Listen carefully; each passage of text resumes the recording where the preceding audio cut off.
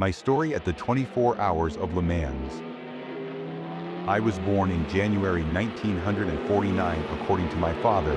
I set foot in Le Mans in 1949. But the first really clear memory was from 1965 years before that.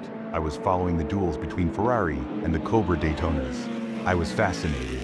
In April 1965, during practice, I was in the pits when Phil Hill broke the lap record. He spoke proudly of the small fins tested at the rear. Efficient. My little wings. The Ford GT40 Mk2 had just entered my life. 1966, in the decisive year. Armed with my Kodak Retina, the best for an amateur at the time, I decided to live 36 hours on the circuit. Before the race, I went to the April test on my color slides, still intact. We see Carroll Shelby and the mysterious Ford G seen from the rear. On Saturdays, I arrive at 10 a.m. Departure is at 4 p.m. I sleep a little in the early morning, but I want to stay after the finish. We move around more freely. The end of the race, incredible. The strong head slows down and lets the second win. What for? We understood this later. The film, Le Mans '66, told it well. A memorable encounter. 2 hours after the finish, I meet the winners. No Shelby this time, alas.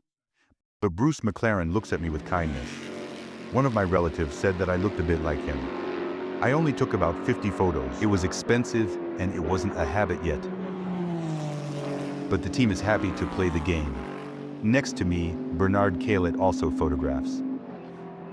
In this photo, we can see Danny Ulm and Chris Iman. Ken Miles died a few weeks later. I learned about it much later. Recently, I had the chance to meet his son thanks to Fabrice Burigo, director of the Musée des 24 Heures. I gave him prints of my photos. 1967, back to the members.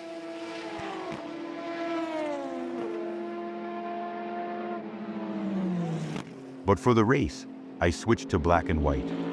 Still 36 hours on the circuit, but fewer photos. Gurney Foyt's #1 car starts like a hare. It was said that Gurney didn't like this race, that he thought the car wouldn't last. But it held. And I was in the pits at the finish. No idea. I find myself very close to Carroll Shelby, a bottle of champagne in my hand. And I am witnessing a historic moment. Dan Gurney invents the champagne shower. Thank you, Carroll Shelby, for all these memories.